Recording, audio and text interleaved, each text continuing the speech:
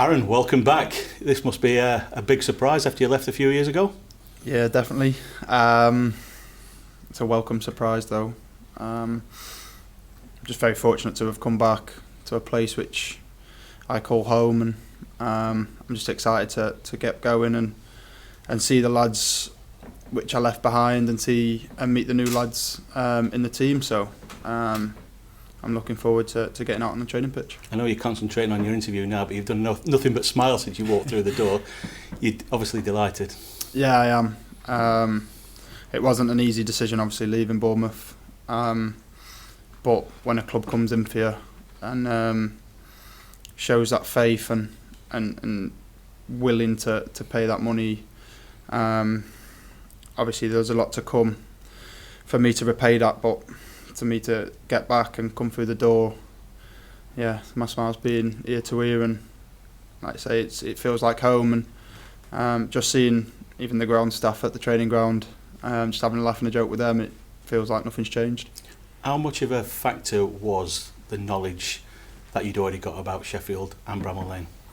Yeah, it was huge, to be honest. I was pretty comfortable where I was, and I was enjoying myself and playing some good football. And unfortunately, we didn't manage to stay up last year. But coming here, knowing the staff, majority of the players, even if I've not played with them, seeing them on team events and stuff, and the area, it was a huge factor. My friends are still here.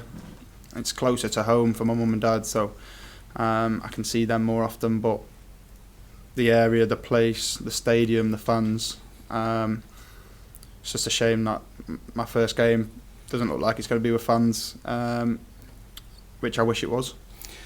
You must have had some conversations with Chris Wilder and Darren Ward to make this move happen. Yeah, it was a little bit slow process from when the fee was agreed, but listen, I spoke to the manager, who's kept in contact with me since I've been at Bournemouth, just checking up how I was and going on loan to Chesterfield and Wimbledon and things. And obviously Wardy, you talk about the GK Union and people looking out for each other, and we were sort of like two little kids in a sweet shop earlier, just reminiscing, big smiles on our faces, and to work with him again after so long, it's gonna be a great experience for sure. Are you aware of how much Chris rated you when he had to let you go a few years ago? Only up until probably recently, with this transfer. I don't think if he didn't rate me, then he wouldn't come back in for me. But at the time, probably not. I understood the situation. It allowed this club to bring in some good players and got us out of the league, which we were in at the time in League One.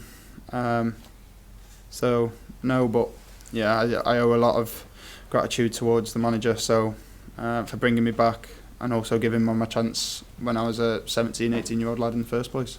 You left as a young pro. You did your apprenticeship with Chesterfield and Wimbledon, and you return as an established Premier League goalkeeper. But what comes with that is the responsibility as well, isn't it? You saw what United did last season, and obviously Chris doesn't let anybody stand still, so it's a case of developing even further for you and the team, isn't it?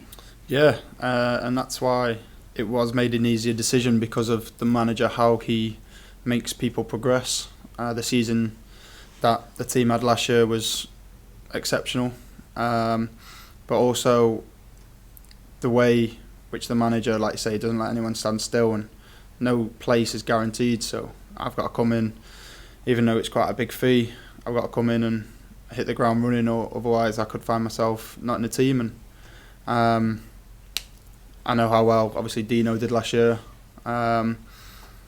so there's going to be comparisons. We're not the same keeper, we're not the same person, but I definitely know what he's achieved at this football club, and I've got to try and emulate that and better it.